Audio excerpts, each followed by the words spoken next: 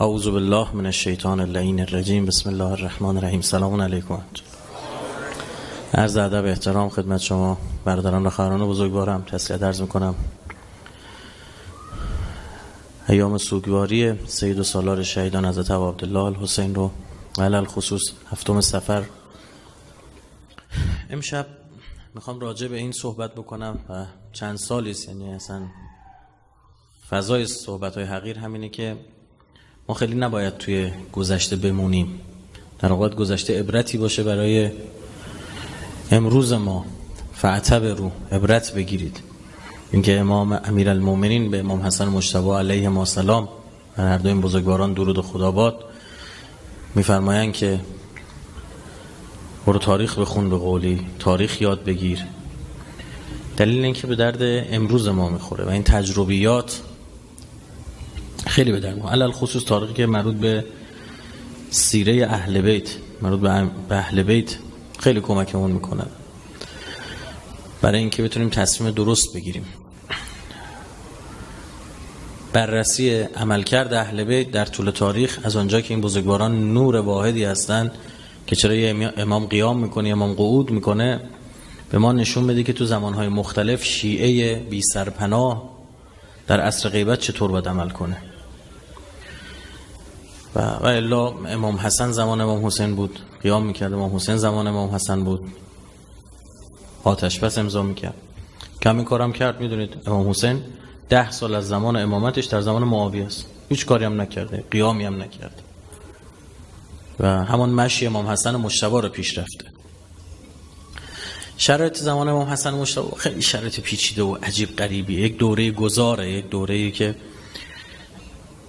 نه زمان امیرالمومنین نه زمان امام حسینه. یعنی نه مثل زمان امیرالمومنین مردم خسته از حکومت بنی امیه، چون میدونید دلیل در واقع قتل خلیفه سوم خسته شدن مردم از حکومت بنی امیه بود و اینا ناراحت بودن، میگفتن صحابه ریختن خلیفه سوم کشتن، اونا تحسن کردن، اونا انتقاد داشتن. مثلا امیرالمومنین برای رئیس میخواست جانش رو نجات بده، رفت ریش گرو گذاشت امیرالمومنین. اون اتفاق افتاد که زیر سر معاویه و مروان هم بود ماجرا.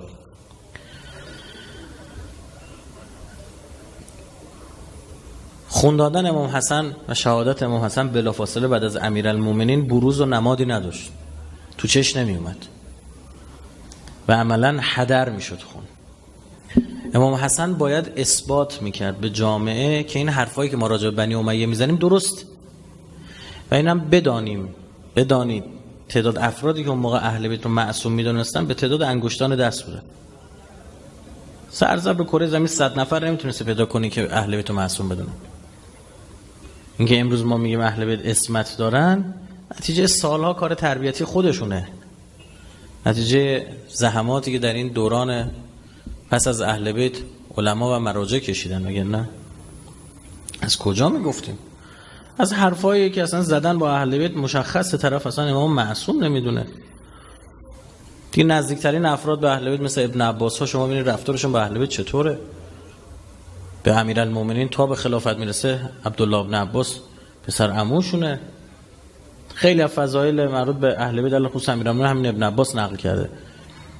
برمیگرده میگه یه کمی سیاست داشته باشی یا علی، اول به خلافت برس، بذار معاویه تو رو تایید بکنه، تایید که 2-3 سال بگذره بعد عزلش کن. هنوز تو خودت جاد محکم نیست، میخوای معاویه رو هم بذاری کنار، نمیشه دیگه. چه سیاست نداری تو؟ اصلا قبول نداره که امام معصوم بیشتر میفهمه. بعد همین عبدالله بن عباس به امام حسن میگه همون کاری که بابات کرد تو هم بکن. باریکلا. همون خطایی که بابات کرد تو هم بکن.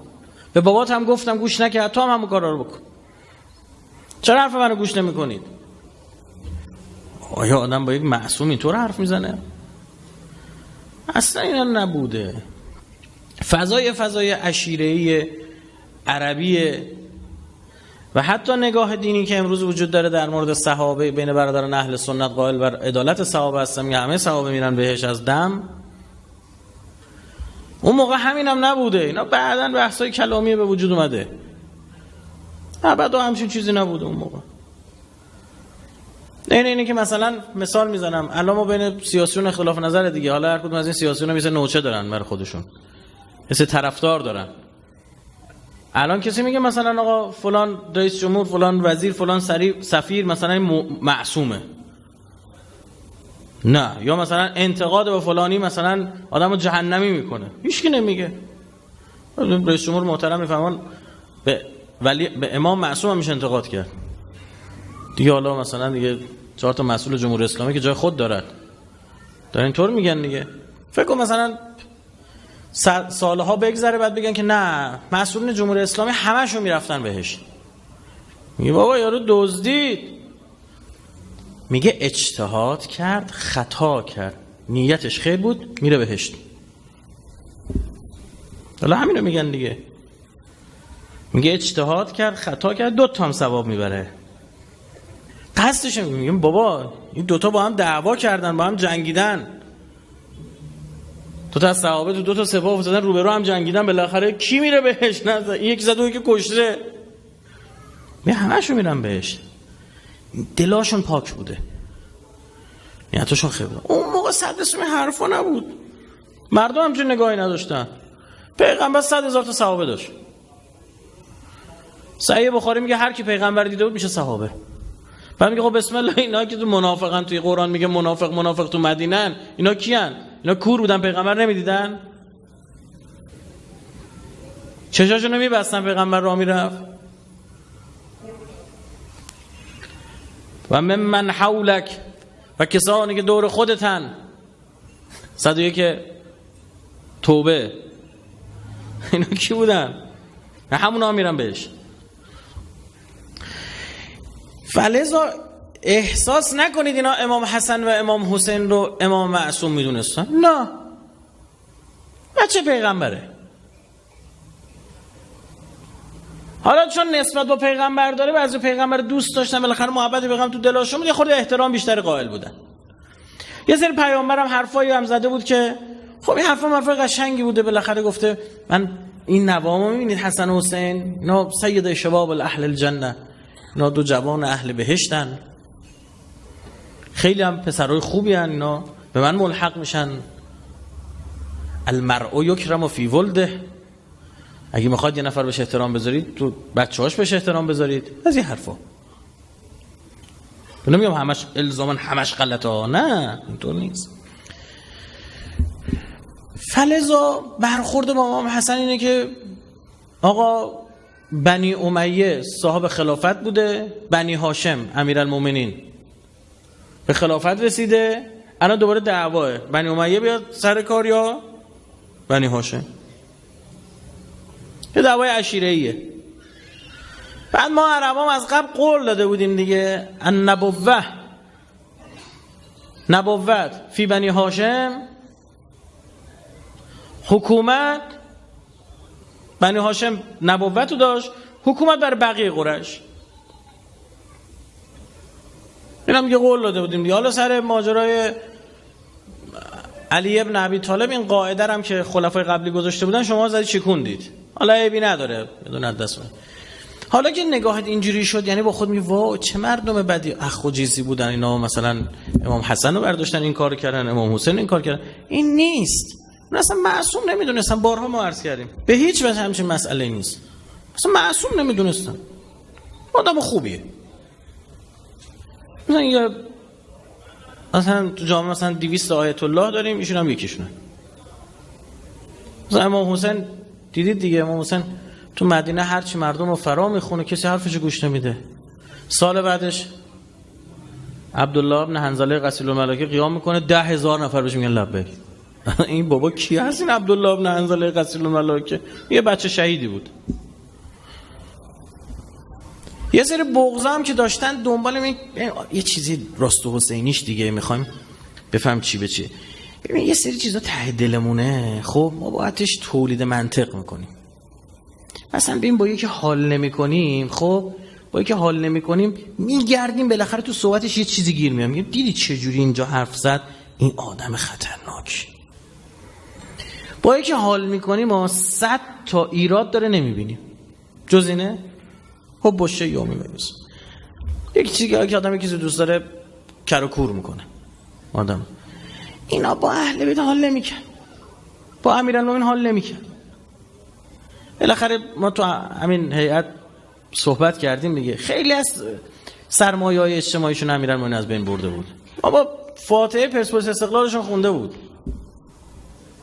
سلبریتی هاشون رو زده بود انداخته بود پایین. قریشی اصلا کاری نداشت کافر مسلمون. الان مثلا فوتبالیستا مثلا فوتبال بازی میکنن، کاری داره بازیکن ارمنی مسلمونه ما یکی از آفریقا اومده سیاه‌پوست، کاری ندارن اینا اصلا با این. میگه دمشق هم بر پرسپولیس گل زد، دمشق هم بر استقلال گل زد. اینه خب این فضا هم بوده دیگه. کیا بودن؟ جنگاوراشون بودن. قول اینا قریش هر کی می‌خواستن مثلا حالشو بگیرن کلشو بخوابونن میگفتن داداش عمرو بن عبدود تو فلان جنگ زد 20 تا شما رو 20 یا اینجوری بود از این حرف. بعد عمرو بن عبدود فلان اینطور تریلی می‌خواست اسمشو مناسبشو بگیشو ببره، امیرالمومنین زده بود نصفش کرده بود. نصفش کرده بود نه یعنی کشته بودش. خب اینا چی میگفتن؟ شاکی بودن دیگه، میگفتن ببین مثلا بلا تشبیه حزم رافی بور خوب حالا مسائل میگی نمیشه مثلا ما استقلال پرسپولیس کاری نداشته باشی، نگو دیگه موقعی که من شاکی میشم. بابا برداشت این جمله رو گفتی الان مثلا استقلالیا دست گرفتن، این جمله رو گفتی پرسپولیس دست گرفتن دیگه، بعد اون قریش چی میگفت؟ هیچ حرفی نمیتونست بزنه. سرمایه اجتماعیشون یهی به باد هوا رفت. بیم چی بگیم دیگه؟ کری بخونیم؟ ما برای عرب ربیعه باید کری بخونیم، برای عرب یمنی باید کری بخونیم. چی بگیم؟ بگیم با یه ضربه شمشیر موتورش اومد پایین؟ اونم کی زدش؟ یه جوون کم سن و سالی، تجربه جنگی هم نداشته، خیلی معروف هم نیست. از کجا آمد این علی ابن ابی طالب؟ اونجا وقتی امیرالمومنین خودشو معرفی میکنه به عمرو بن عبدود، عمرو بن میگه کی تو؟ میگه علی ابن ابی طالب. میگه ابو طالب قریشی. بله بابا ما بابات رفیقیم، بچه جون خودتو به خطر ننداز، برو پی کارت. امیرالمومنین میفرماد 3 تا راه داری، یا بیا مسلمون شی، یا بری پی کارت کشته نشی، یا هم بمیری اگه میخوای ادامه بدی. گفت اولا که مسلمون نمیشم، لات و هبل و عزا بت متایی که داشتن اسپورت. اما دومیش که بذارم برم. ببین جمله دقیقی داره، بعد از این مادرها برای بچه‌هاشون چه قصه‌ای تعریف کنن؟ همه مادرها میخوان برای بچه‌شون قصه تعریف کنن، قصه عمرو بن عبدود رو میگن، قصه منو میگن. بذارم برم؟ پس میگن ترسید. امیرم میفهمه راه سوم که بیو بجن کشتشی، کری خونده براش. بعد با نظر رحیمانه کشت امیرالمومنین، مسلش نکرد، لباسشو در نیاورد. اینا رسم بود در بین اعراب جاهلی، وقتی می جنگیدن برای اینکه اثبات کنن تحقیر کنن مخصوصا پهلواناشو می جنگیدن این کارو میکردن. خواهر همین عمرو بن عبدود وقتی بالا سر جنازش شروع کرد در وصف امیرالمومنین، در وصف قاتل عمرو بن عبدود شروع کرد حرف زدن. گفت خیلی مرد بود اونه که تو رو زده. بعد بریم تو اون فضا، اینا چه جور زندگی میکردن. خب اینا همچی دل خوشی از امیرالمومنین بگید نداشتن. حالا ای رسول الله میفرماد علی فلان، علی بهمان، ازش تعریف میکنه. حالا به صورت سمبولیک و دیپلماتیک مجبوریم یه خورده هوای علی ابن ابی طالب هم داشته باشیم، هم تا موقع زنده است پیامبر. بعد از پیامبر که دیدید چه کردن؟ بعد از حضرت زهرا که اصلا هیچی. باز تا موقع از زهرا گفت خب بالاخره داماد پیغمبر دیگه چی؟ بعدش که از زهرا از میگه خب همینم از بین رفت دیگه. امیرالمومنین میفرماد بعد از فاطمه دیگه جواب سلام هم نمیدادن. امام حسن وارث چه فضاییه تو جامعه؟ فضایی که در جامعه گوش کن خوب میخوام به خورده تکونت بدم امشب. وارث فضایی که در جامعه دولت 5 ساله امیرالمؤمنین در بین مردم متهم است به ناکارآمدی. شد چی میگم؟ این ستای قبلی که بودن خوب میرفتن، این ایران و روم و مصر و مثل بلدزر فتح کرده بودن و همه جور هر روز فتوحات و اسیر و کنیز و بساط عشق و حالمون به راه بود الحمدلله. خوب طلا می آوردن، خوب کنیز می آوردن، خوب فتح می کردن. حالا اسلام هم شده پوشش دیگه. مقصود فتوحات بود، مقصود خزانه های سرزمین های تصرف شده بود. من سخنرانی دارم به اسم فتوحات غیر اسلامی، اونجا میگم که کجا این فتوحات اسلامی بوده؟ کجاشون؟ آیا اسلام اجازه داده شما حق رو با شمشیر پیش ببری؟ که بعدش بعد سالها ما فوش بخوریم بگن اسلام فلان بود، اسلام بهمان بود. نه اینا رو هوا. اندونزی هم با شمشیر رفتن فتح کردن، پر جمعیتن کشور اسلامی. این حرفا چیه؟ میذاشتن اسلام خودش دلها رو قلبها رو فتح میکرد. مگه پیامبر قلبها رو فتح نکرد؟ یک مدل کج و معوج از اسلام رفتن ارائه دادن. بله مدل کج اسلام باز از مسیحیت و یهودیت بالاتر بود، کجش هم از اونا بهتر بود. متوجه اید؟ جایی که مثلا طرف با تراکتور اومده توی خیابون داره گاز میده به عنوان ماشین سواری، و تو یه پرایدی هم داشته باشی میگه این خیلی بهتر از اون، تندتر میره. از تراکتور بهتر میرفت.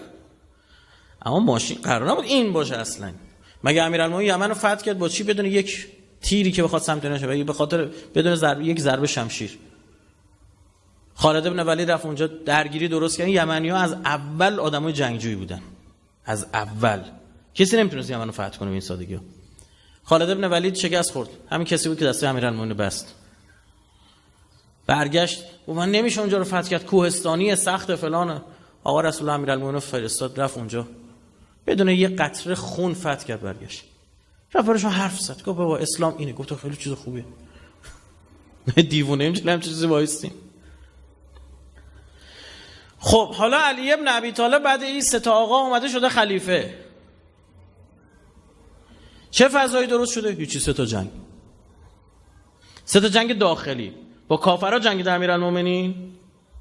جمل با کفار بوده، والا جلو امیرالمومنین طلحه بوده، زبیر بوده، عایشه بوده، زن پیغمبر بوده.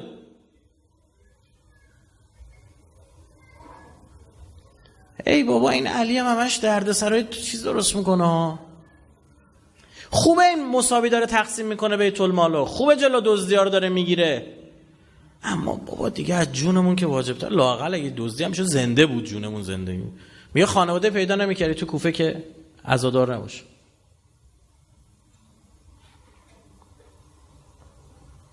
بعد صفین با کیه؟ معاویه که در دوران خلفای قبلی علی خصوص دوره خلیفه سوم به شدت منزلت برای خودش پیدا کرده. مردم شام که اصلا زمان پیغمبر مسلمان نشدن که، مردم شام بعد از پیغمبر فتح شده شام. اولین کسی که اینا به اونجا حمله، اولین حاکمشون یزید بن ابی سفیان بوده. داداش معاویه اسمش یزید بود، اسم همونم گوش رو پسرش. اولین حاکم شام داداش معاویه است. گفتن خب اسلام چیه؟ گو اینی که من میگم. دومی کیه؟ معاویه. خب تو مدل و خوانش اونها از اسلام و تاریخ اسلام بلندگوی همین الان خداوکیلی یه اتفاقی میفته، صدا سیما جمهوری اسلامی رو نگاه کن چی میگه، من و تو ببین چی میگه. ها این هم حرف میزنن، هر دو یه جور قضاوت میکنن، یه جور روایت میکنن. بی بی سی چی میگه، نمیدونم فلان چی میگه، یک جور روایت میکنن. نه هر کسی طرف خودشو میگیره. چیز واضحه، یه تعارف نداریم.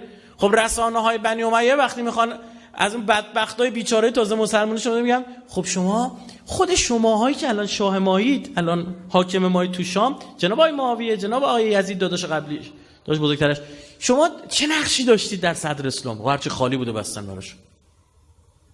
زمان ما از امام خاطره نقل می‌کردن، موقع نمیتونستن.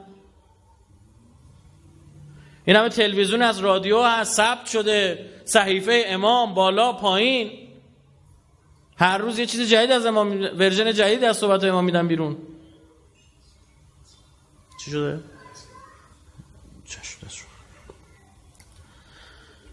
و اون موقع که اصلا بدبختا نه اینترنتی نه ثبتی نه ضبطی، طرف میاد میگه آقا اصلا فاتح خیبر من بودم، کنتور مینداخت. بعد تو نگاه اونها این مخالفت قدیمیه، مخالفتی که اینا با اهل بیت داشتن چطور نقل میشد به مردم؟ اصلا کار عملی روانی میکرد. معاویه میاد برای گوسفند بردمش پخش میکرد بین بچهای بین خانواده‌های شامی. بچه‌ها که با این بره اخت میشدن میگفتن که میگه امیرالمؤمنین معاویه داده اینا رو. بعد امیر معاویه داده اینا رو. بعد یه 3 ماه 4 ماه این بره بزرگتر میشد، پروار میشد، بچه با این رفیق میشد با این بره، میومدن به زور میگرفتن میبردن. و علی اومد دستور داده بگیریم. خب این بچه با این فرهنگ بزرگ شده، تحت این عملیات روانی بزرگ شده، تحت این پوشش رسانه‌ای بزرگ شده. چطور باید فکر کنه؟ علم غیب داره؟ اینترنت هست بره سرچ کنه؟ کتاب درست حسابی بوده بره بخونه؟ امام حسن وارث چه شرایطیه؟ چه فضاییه؟ نهروان امیرالمومنین با کیا جنگیده؟ با کلی از قراء کوفی جنگیده، همشون قاری قرآن بودن. اون زمان که برادر من صنعت چاپ نبوده، قاریای قرآن خیلی مهم بودن، حافظان قرآن خیلی مهم بودن. چه فضایی رو امام حسن داره از فضای اجتماعی، فضای سیاسی، فضای اقتصادی چی داره تحویل میگیره؟ امیرالمومنین تو نهروان با کیا جنگیده؟ با بچه حزب اللهیاشون. میگه بابا تو غربگراها رو زدی، معاویه رو، لیبرالا رو زدی، این طرف حزب اللهیا رو هم زدی، و کی موند؟ پیشونیاشون کبره بسته بود. من گفتم چند تا من اصلا نمیفهمیدم این پیشونی رد پیشونی یعنی چی. من فهمیدم که همین که مثلا تو مملکت خودمونم هست بعضیا اهل نماز شب و سجده‌های طولانی ان، به استثنای سه از مسئولین که قاشق داغ میکنن. خب پیشونی مثلا یه چیزی داشته علامتش. تو اینکه توی یکی از این مسافرتی یکی از این کشورهای عربی فکر کنم سوریه بود، کجا بود، من اونجا بودم، یه نفر عربستانی دیدم قبل شلوغ سوریه سال 89 90 بود، قبل اینکه شروع، یه دونه اونجا دیدم تازه فهمیدم، میگم مثل زانوی شتر که بریم، خدا گواهه انگار مثلا یه چی بگم، مثلا یه به قطر 2 سانت، 1 سانت و نیم 2 سانت روی پیشونی اومده بود بیرون. اصلا من همینطور فقط به این نگاه میکردم، این راه میرفت من اینجوری نگاش میکردم، نشسته بود نگاش میکردم این چیه، مثلا یه زایده یه بیماری داره این. رفتم باش صحبت کردم، گفتم مال کجایی تو؟ گفت ما از عربستان اومدیم.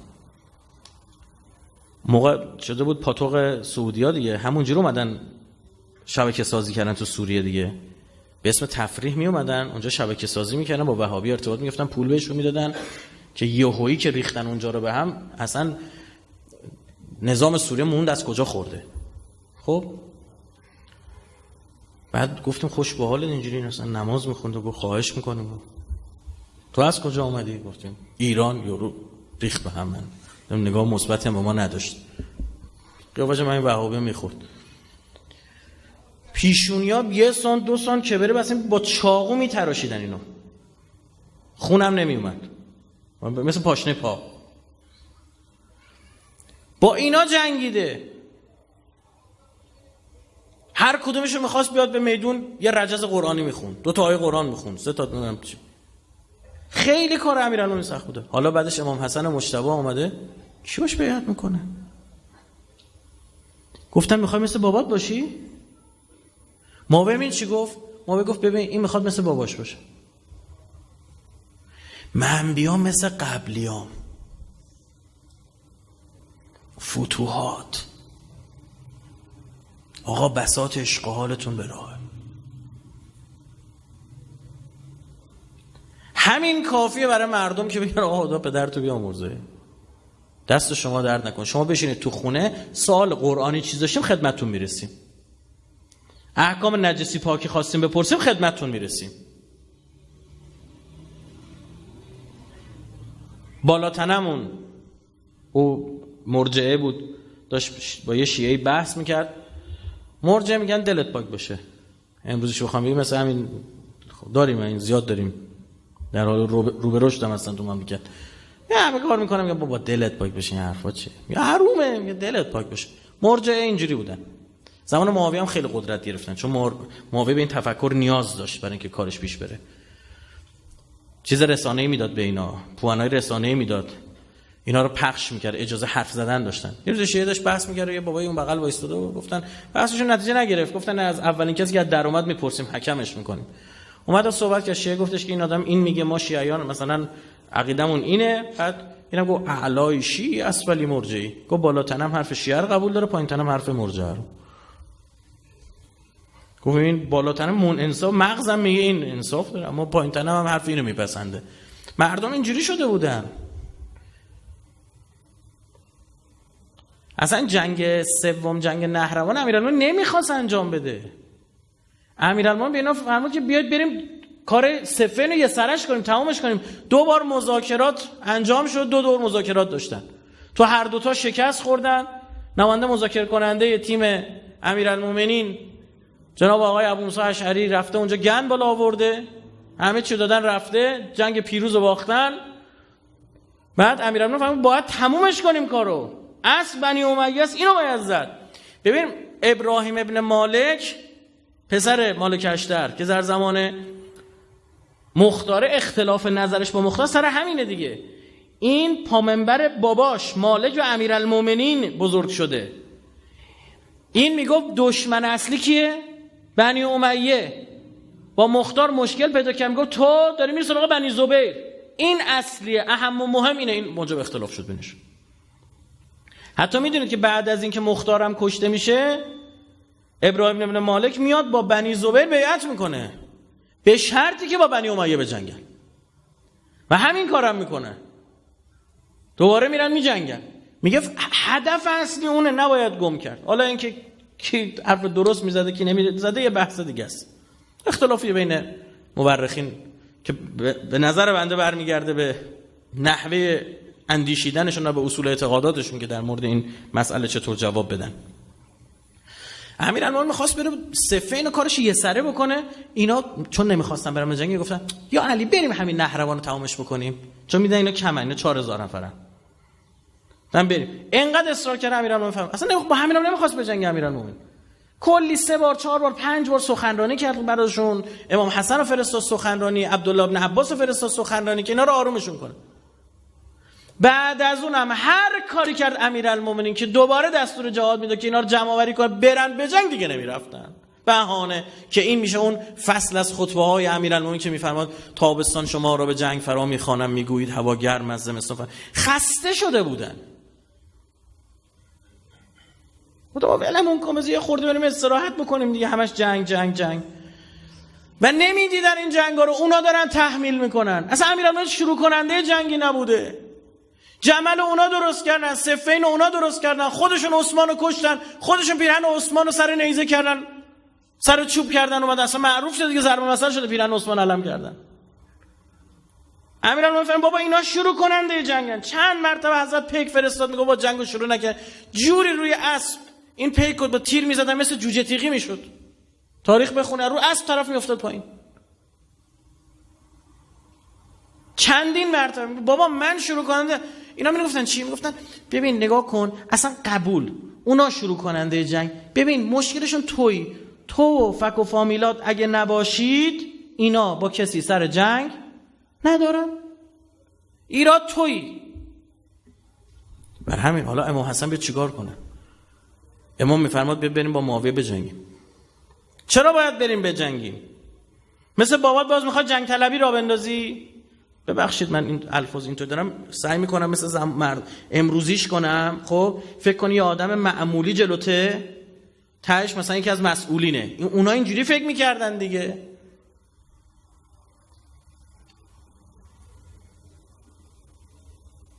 چه خبرت این همه جنگ؟ خسته نشدید شما بنی هاشم؟ ول کنید بابا، بذاریم زندگیمونو بکنیم. سری که درد نمیکنه دستمال نمیبندن. آقا با فلانی رأی بدیم جنگ میشه، خوبش رأی نمیدیم، به همین سادگی. بعد امیرالمومنین بعد بفهمد جهاد دری از درهای بهشت است، بیاد برای اینا حرف بزنه.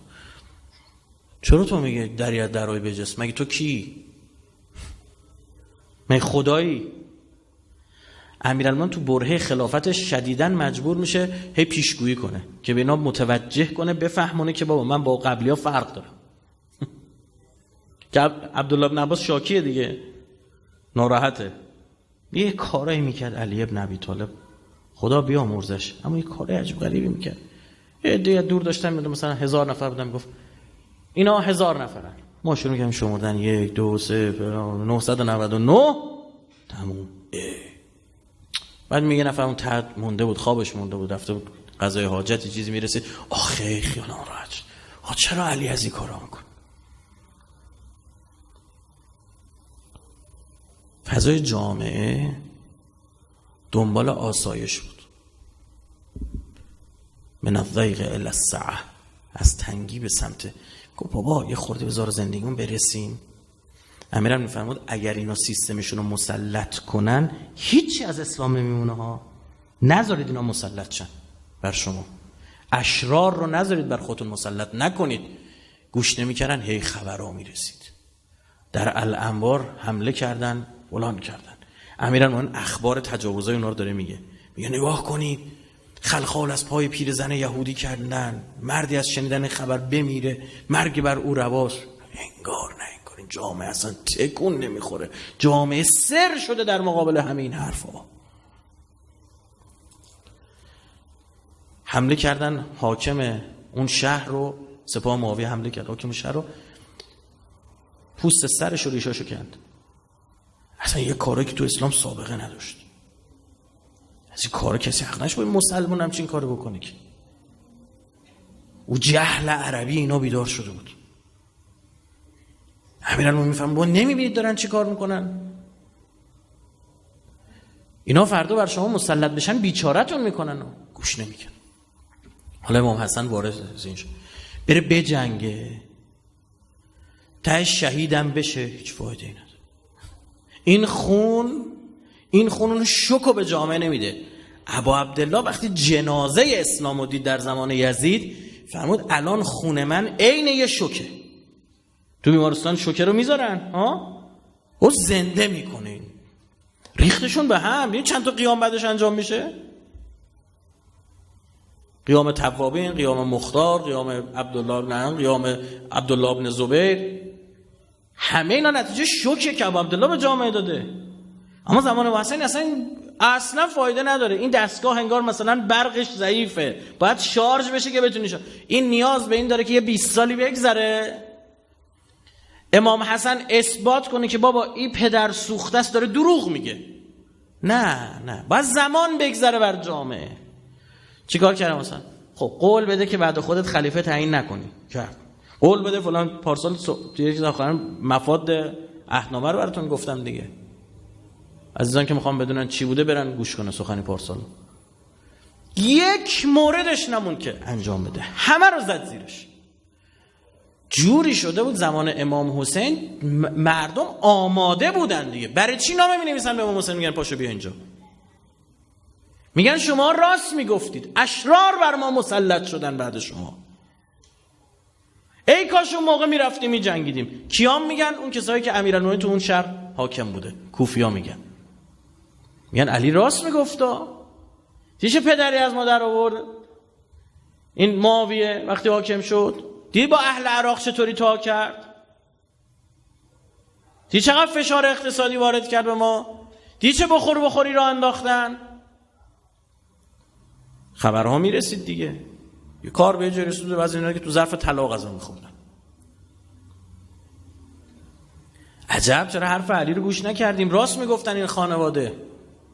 2 مرتبه زمان امام حسن نامه مینویسن به امام حسین که داداش اهل قیام نیست، ترسیده، بیا با تو بیعت میکنیم. زمان امام حسن زنده است و حضرت میدونه، میگه بذار قشنگ جون بگیره، قشنگ این میوه برسه، بعد یه نفر بتونه بچشه. این هنوز زوده، هنوز حرف 20 نفره تو جامعه است. بذار فراگیر بشه تو جامعه که بگن کلاه سرمون رفت. جامعه رو باید آماده کن. یک جاهایی اصلا ولی جامعه کاری که انجام میده اینه برادر من، فرصت میده به جامعه تحلیل‌های جامعه و شناخت مردم جامعه پخته بشه. بله اون آدمایی که پختن خودشون اونا زجر میکشن، چون بقیه مثل خودشون نمیتونن فکر کنن، بقیه درگیر دنیا اینا زجر میکشن، میبینن مشکلاتو، نمیتونن کاری ازشون بر نمیاد. اما شما باید بدونید امام جامعه ولی جامعه مثل امام جماعت. امام جماعت وقتی واسطه اون جلو یهو میبینید 2000 نفر رو نگه میداره به خاطر یه بابایی دیر رسیده. یا الله صبحت بخیر کجا بودی؟ هی بکش سبحان الله سبحان الله سبحان الله یا الله داره همینطور میاد. 2000 نفر جامعه رو نگه داری واسه یه آدمی که حالا حوصله نداشته خیلی زود به جنبه. بله این امام اون یه نفر هم هست، این 2000 نفر هم شاکی. بابا بلند شو دیگه، یه بار دیگه من پشت سر تو نماز خوندم.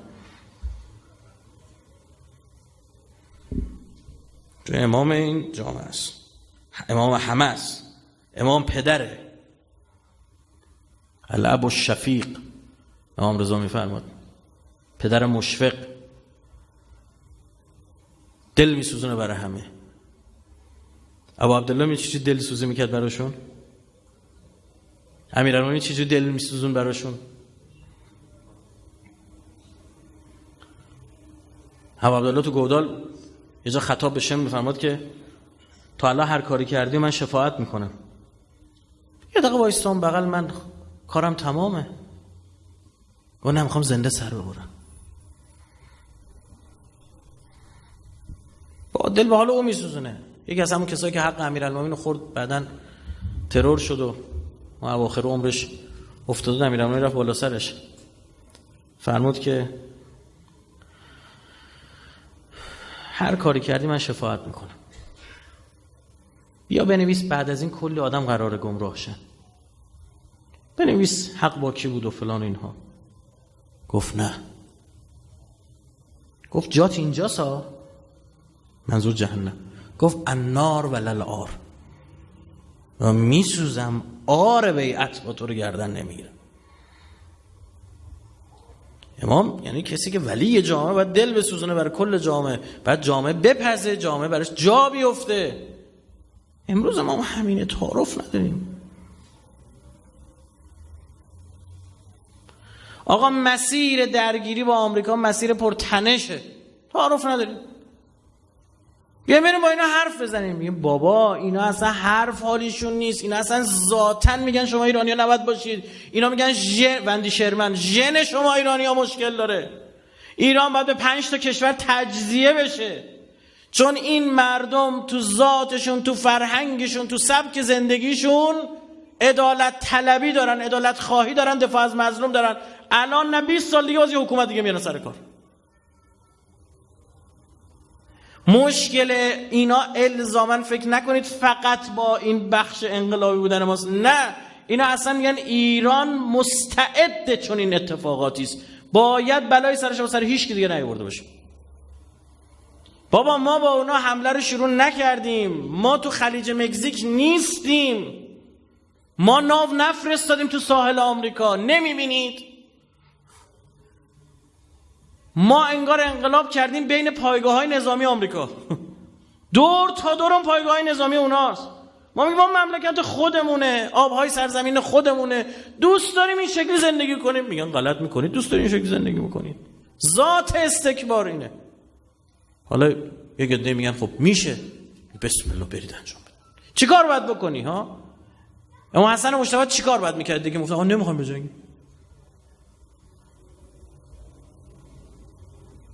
ببین چقدر خوب میشه. نه این قول داده مثل عثمان عمل نکنه. برید انجام بدید. چیکارتون کنم؟ برید انجام بدید. 10 سال 20 سال کی برمیگردید؟ کی زودتر؟ یه ساله برمیگردید، متنبه میشید، آگاه میشه فبه ها. نه 5 ساله نه 6 ساله، ته داره. هر چه زودتر بهتر. جامعه عام آگاه میشی. نه فکر نکنید عزیز من مثلا اگر ما زمان امام حسن می بودیم علم می کردیم، هیچ غلطی نمی‌کرد. همینه بود که هست. خودتو بذار تو اون شرایط. و در ماجرا ابو عبدالله چه عرض کردم؟ گفتن خفنا ترحلتا، ترسیدیم یارانامون قچه. خودشون میگن بندگان خدا. یه باش گشنه درست شده بود تو جامعه، تضاد طبقاتی شکل گرفته بود. یه سری از صحابه انقدر خورده بودن برجای آنچنانی داشتن، ماشینای آنچنانی سوار میشدن، مرکبای 300 رأس اسب، 1000 نفر شتر. یارو کلکسیونر شده بود. اسب این مدلی میخوام، شتر اون مدلی میخوام. 1000 نفر کنیز. لامصب میخواستی چیکار کنی 1000 نفر کنیز؟ اینا میچیدن تو منازل بین راه. هر از شنگای یه سر مثلا امروز بگیم آقا اصفهان میریم تو راه بذاریم قم کاشون اصفهان، 5 تا کاشون، 5 تا قم، 10 تا اصفهان، 4 تا ناهین، همواره مثلا میریم یزد. 5 سال طول میشه یا سر اونوری بره. خب این کیه؟ زبیره. این کیه؟ طلحه است. سردار زبیر، سردار طلحه، اینه دیگه. حاجی های زبیر، حاجی های طلحه. یه نفهم یه الاغی مثل شم 12 بار پیاده رفته حج، با اسب هم نمی رفته، میگفته ثوابش بیشتر بشه. تضاد طبقاتی شکل گرفته آقا جون.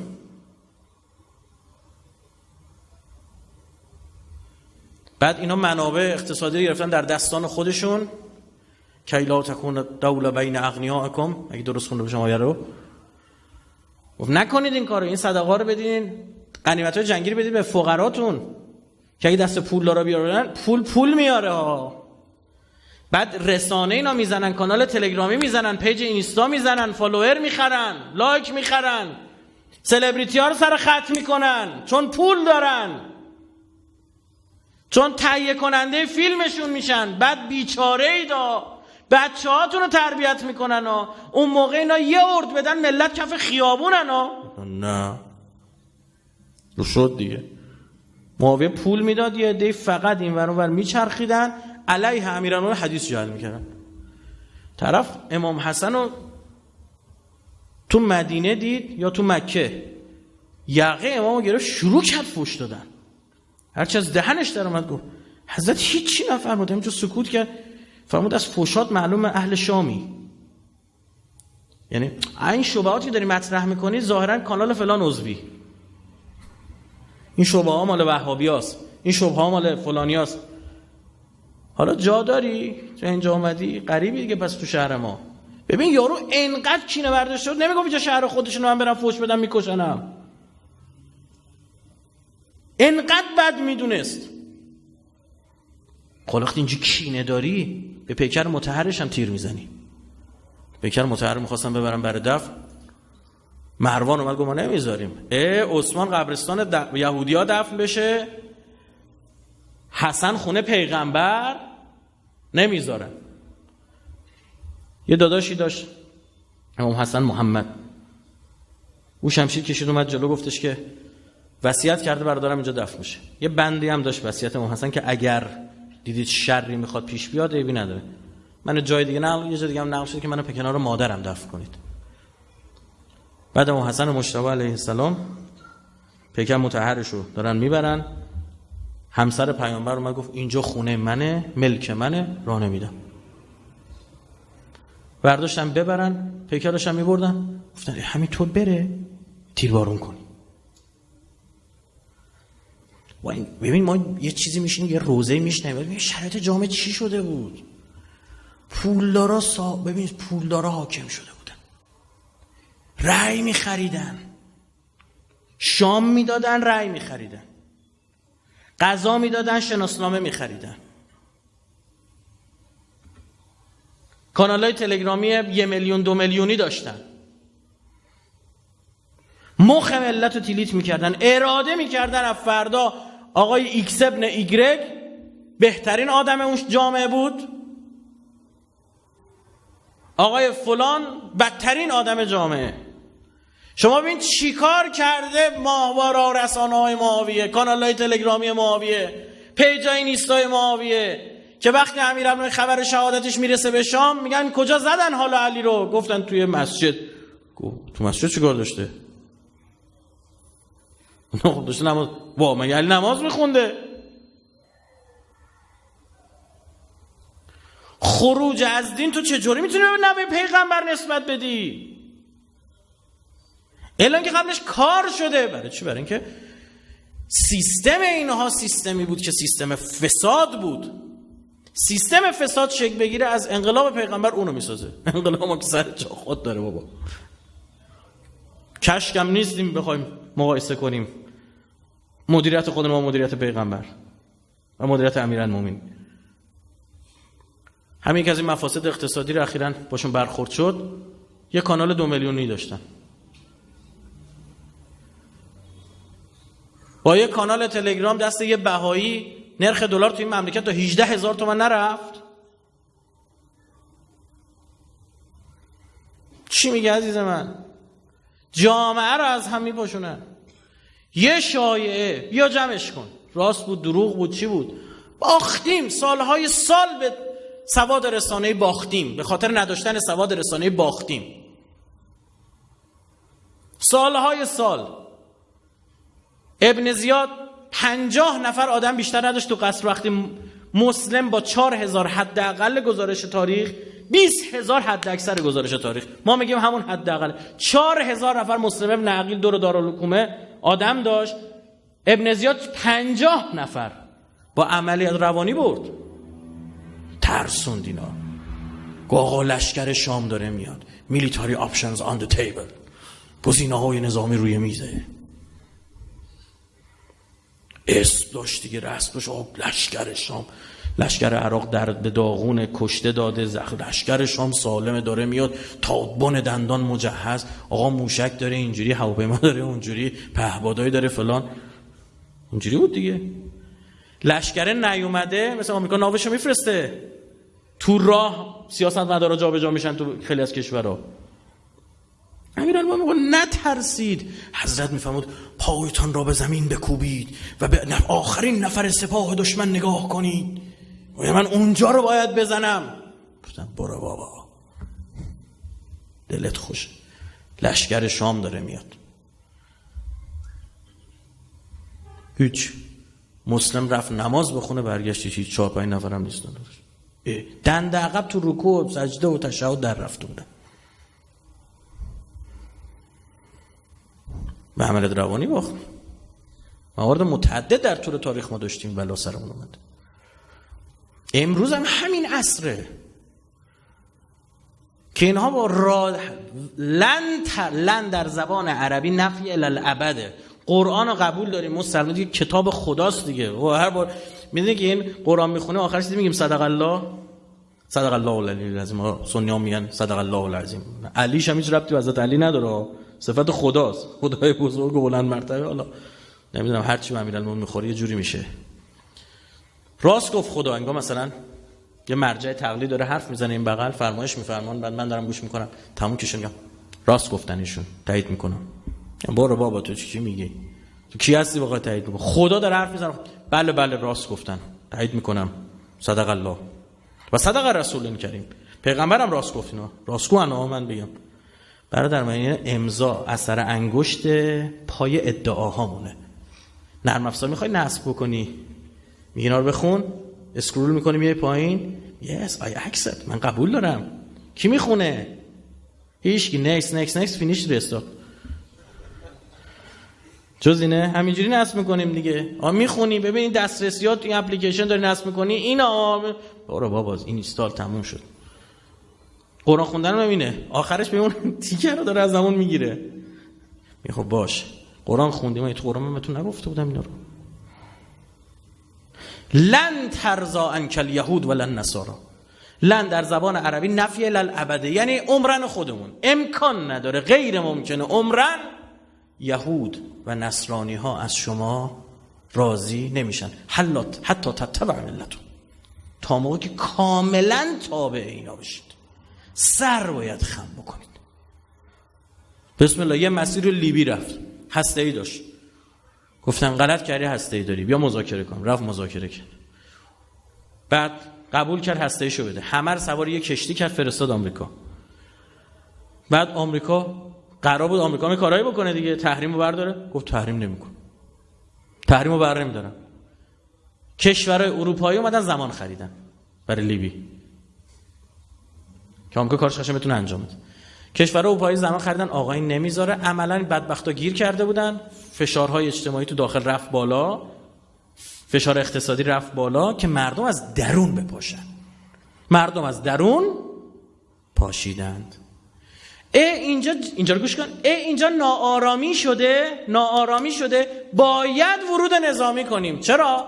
چون ببین عزیز من، اینجا بخشی از اینا رو ما تروریستی میدونیم، مثلا سپاه. من نگفتم تروریستیه؟ من میخوندم وقتی داره میگه سپاه تروریستی کی و کجا رو داره میزنه. ما اجازه ورود نظامی داریم، از نظر ما اینا تروریستن. بعد حمله کردن لیبی رو با خاک یکسان کردن، برگردوندنش به 2000 سال پیش. نه آبی نه برقی، هیچی، پالایشگاه، همه چی رو زد.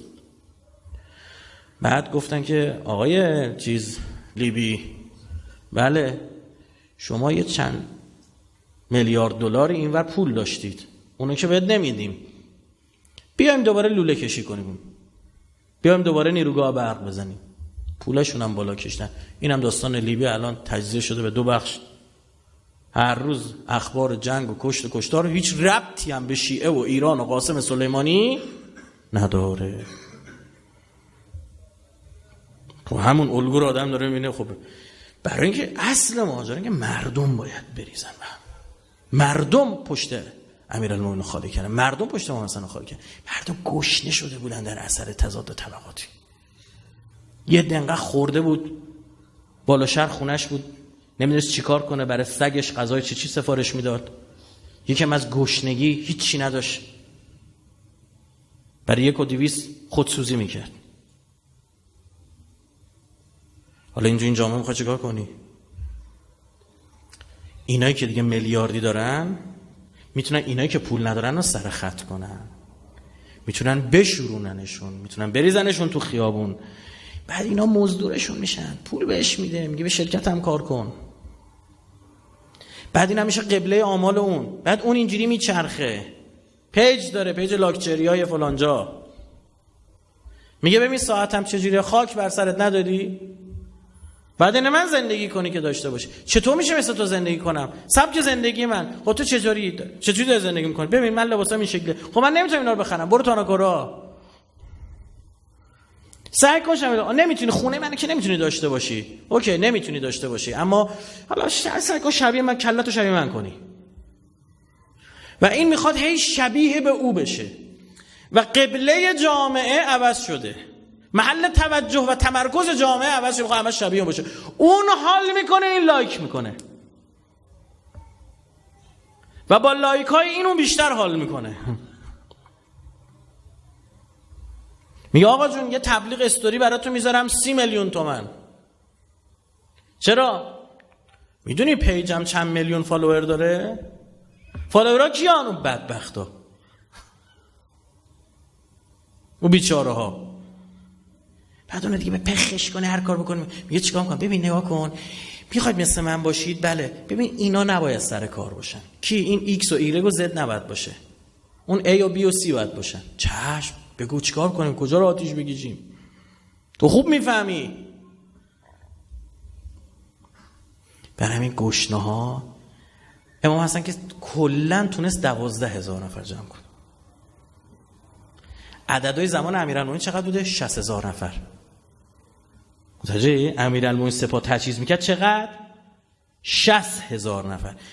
یه عده هم که میدونید دیگه به وقتی احساس میکنن که کدوم سپاه پیروزه 50-50 میمدن اون طرف، چون قرار بود همراه سپاه پیروز باشن دیگه. امیرالمومنین رو اینا میگفتن خب بسم الله با علی احتمال پیروزی. نه دیگه بعد اون همه جنگا کسی نمیاد. 12,000 نفر تونست جمع کنه. حضرت فرمان با 12,000 نفر هم میشه. برید جلوی سپاه چند 10,000 نفریه معاویه. رفت در اردوگاه مستقر شدن و عملیات روانی ها شروع شد. 2 نفر 3 نفر فرستاد رفتن تو چادر از سمت معاویه. بعد حضرت شروطشون نپذیرفت.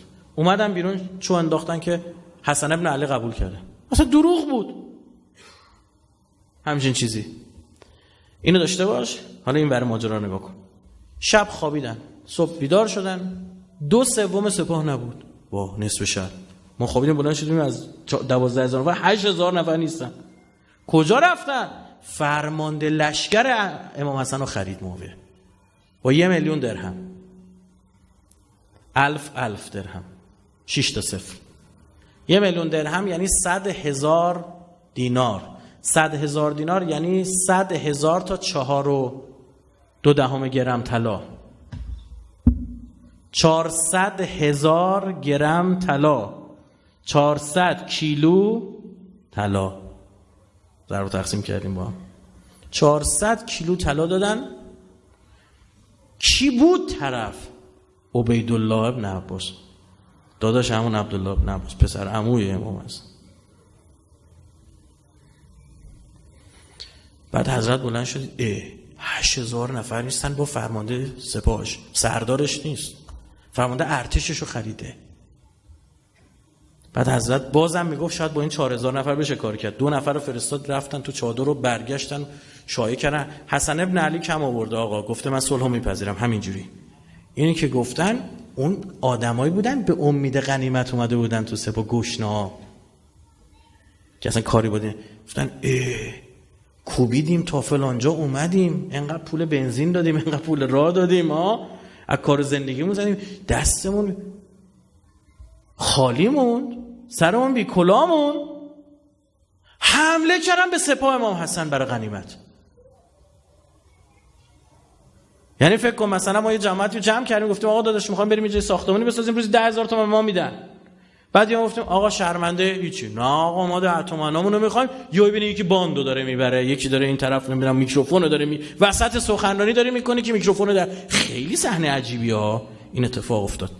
امام به نماز وایساده بود، به سرعتی اینا ریختن، تخلیه کردن، چادر رو کندن، یه کاسه آب بود اون طرف برداشتن، اصلا انگار یهویی برهوتی شد. حضرت تو نماز بود، یکیشون نگاه کردید سجاده زیرش پای امام حسن میارزه، سر اون بی کلا نمونه، یه چیزم گیره ما به وسط نماز سجاده از زیر پای امام حسن مشتبه کشید، حضرت به صورت خورد زمین.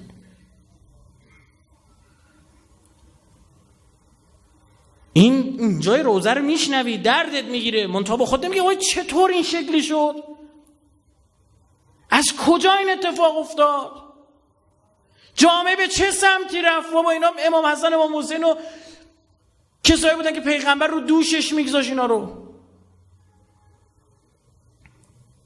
اینا میخواستن جلو پیغمبر خود شیرینی کنن، عرض ارادت و ادب و احترام و محبت به امام حسن و امام حسین میکردن. ویل کن بابا، چند سال گذشته خسته شدیم دیگه، چیکار داری شما؟ جامعه به اون سمت میره. نیست الان تو مملکت خود ما نیست، با یک کلیپ مملکت رو میریزن به هم، با یک کلیپ، خدا شاهده، با یک خبر. چی کار داره؟ دلیلش چی بود؟ چی به چیه؟ اصلا کاری ندارن. همین الان نگاه کنید سر ماجرای این ایدزی که در مطرح شده در لردگان. خب اگه کسی واقعا رفت اونجا کاری کرده بگید پدرشو در بیارید. یعنی چی؟ این چه حرفی؟ باید برخورد جدی صورت بگیره، مردم بررسی بشه، دقیق اعتراض میشه. آقا این آدم خطاکار بوده، بگید اعدامش کنید. اما اصلا شلوغ مردم اومدن وایسادن میگن آقا بیار حق ما رو، وزارت بهداشت باید بگه، وزیر بهداشت یه سخنرانی کرده چی قوه قضاییه باید بیاد وسط کار کنه. یهو میبینی این وسط یه حرفایی زده میشه، یکی داره کار دیگه میکنه. مگه نبودم یه 88 تهران جره ثقیل یارو آورده آبربانک میکشید بیرون، فیلمش هست، کاری نداشت با اختشاش جره ثقیل رو مینداخت آبربانک رو میکشید بیرون.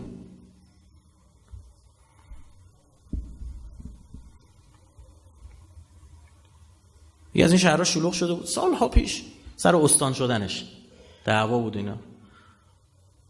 طرف ویترین نقره فروشی رو شکونده بود، همینطور دست انداخته بود این گردنبنده و سینیزو انگشته، نقره هم بود، طلا نبود، اینجوری گفته همینجوری داشت میدوید، علای انگشتش بود، 3-4 نفر دنبالش بودن، هی خم میشدن دست این میافتاد برمی داشتن.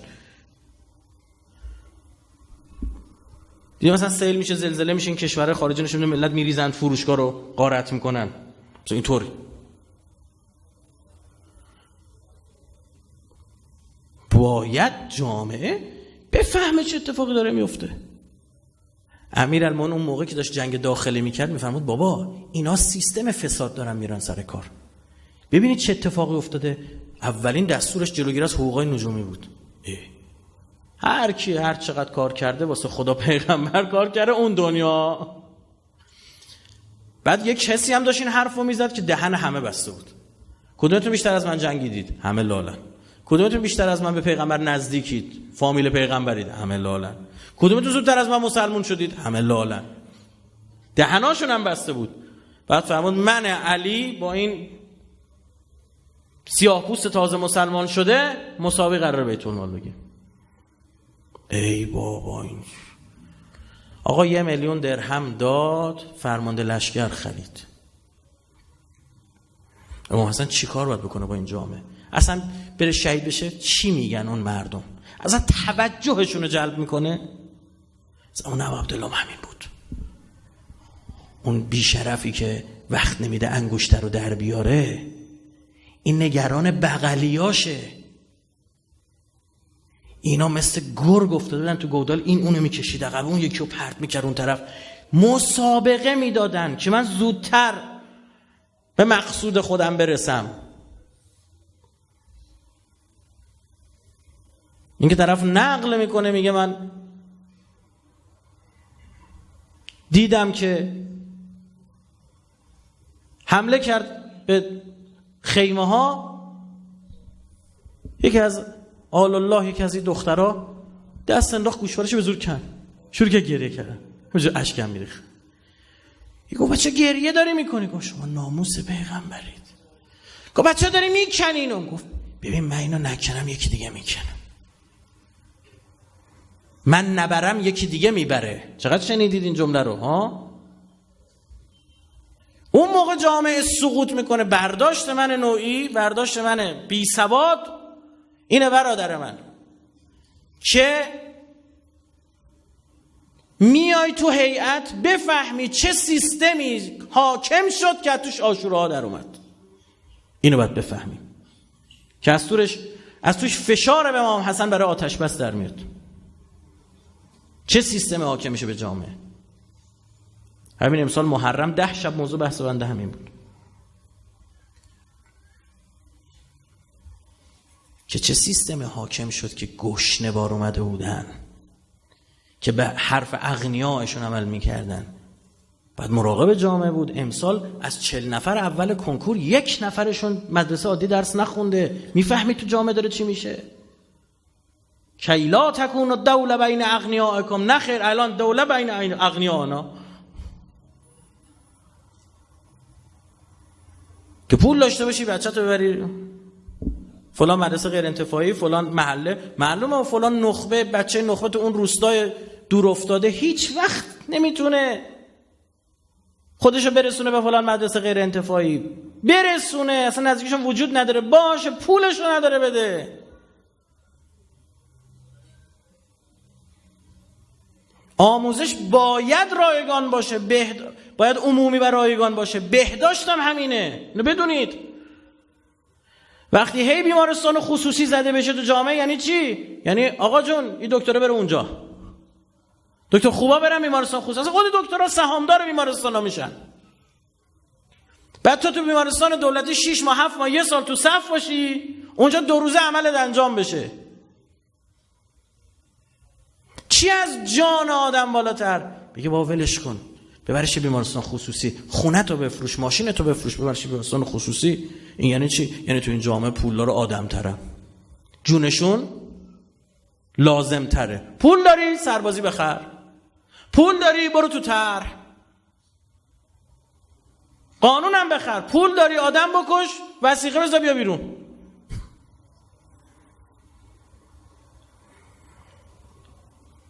این جامعه اگر به اون سمت برود از تو کربلا در میاد که مردم کاری ندارن. طرف ببین از دور سرار نگاه میکرد چون هر سر رو 3 کیسه طلا میدید. او خولی ملعون با خودش نمیگه من سر دارم میبرم، که میگه من پول دارم میبرم. با تو اون جامعه به بچه کوچیک هم رحم نمیکنن. جامعه‌ای که پول شد مبنا، اخلاق له میشه، اخلاق به خاک سیاه میشه. اصلا ابا عبدالله با ماجرای علی اصغر اثبات کرد این جامعه نه دین داره نه اخلاق داره. چون والا بالله همین کفارش هم الان میگن کنوانسیون های ژنو و نمیدونم چی میگه با زن و کودک کاری نداشته باشید. و بهتون اثبات میکنم اینا نه دین براشون مونده نه اخلاق، یه پوسته مونده فقط دارن همینجور خم و راست میشن. احمقا 10,000 نفر روزی تو آب فرات میرفتن غسل میکردن. بعد اون بیشرف پیرمردون آخرها وایسادن، یه دیشون میترسن برن سمت گودال، تو زیر دست و پا له میشدن. دعوایی بود اون پیرنده پاره پاره رحم نکردن، نه گشنگی. پیرمرد اومده میگه آقا قربتاً الی الله، بذارید منم یه عصامو بزنم، بذارید منم تو ایناش نخودی بندازم. اون موقع دینم پولدارا می نویسن. ماجرا امام حسن نشون داد که ببین جامعه اخلاقی بمان، جامعه آگاه بمان، آگاه، جامعه فریب عملیات روانی و رسانه‌ای را نخور.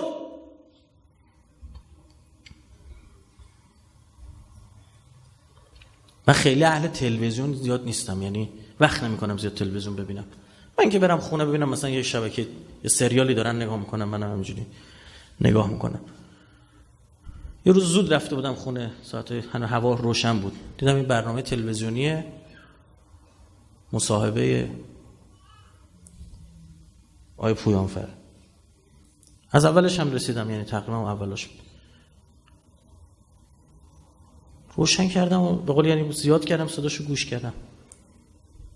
و دوستانم میدونم من کس تعریف بی خود نمی کنم، با خود میکنم، بی خود نمی کنم.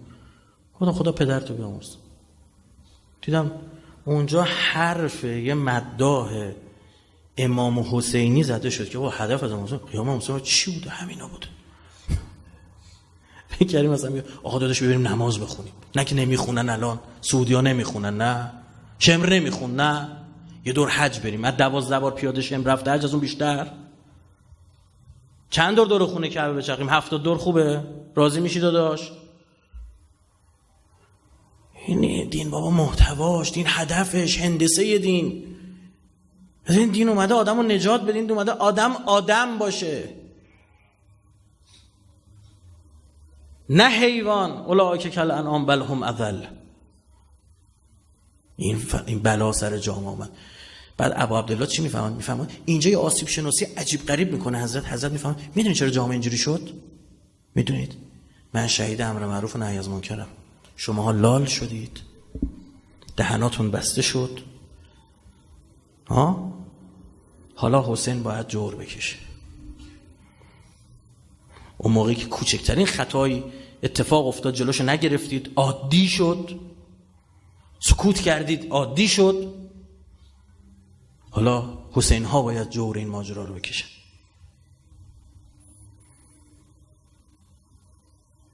باید خون بدی که اثبات کنه حرف درسته. و اینا میگن یه چیز گیرش میاد، اینا اینجوری نیستش که حتما یه پولی هم بهش دادن، همین هم بهش پول دادن، یه حرفا میزنه. میره به حسین چی میگفتن؟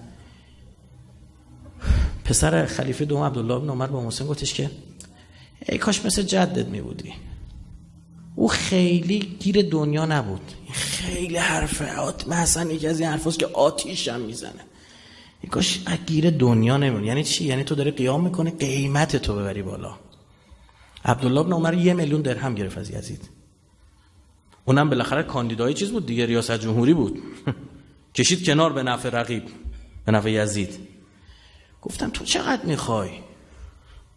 برای همچین جامعه باید چیکار کنی؟ باید خون بدی. فقط هر کاری کنی میگن یه جای چیزی بهش دادن. بعد رسید به سپاه و حضرت فرمود نفسی مع انفسکم و اهلی مع اهلیکم. این جونم کنار جون شما، اگه میموندم تو مدینه میگفتم قیام کنید، میگفت جون خودش در امان، آقا از اونجا داره دستور میده.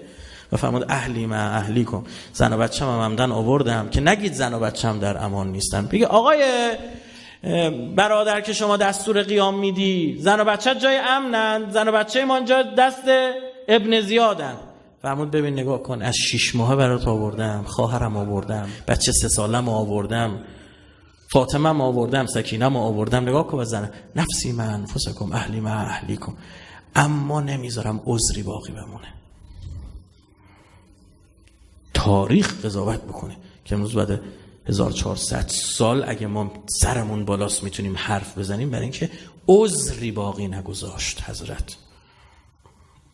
ذات اربعین بخونیم. اینه امر معروف نهی از منکر، یعنی ببینی انحراف جامعه رو تذکر بدی، وگرنه عاشورا به پا خواهد شد. و در اون عاشورا یا اون طرفی یا این طرف، که ما هیچ دو طرفی رو برای وقوع عاشورایی نمیپسندیم. ما بله اگه جنگ بشه برای خدا فقط میخوایم میستاد یه چیز دیگه است، اما دوست نداریم جامعه به اون سمت بره. ما دوست نداریم عاشورای اتفاق بیفته تو جامعه بعد از پیغمبر که نوه پیغمبر رو این بلا رو سرش بیارن.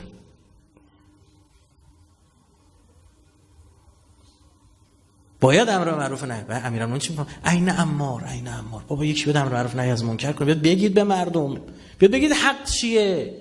اینا فریب میدن مردم با رسانه‌هاشون، با پولشون. پول میدادن حدیث جعل میکرد طرف بیا و ببین.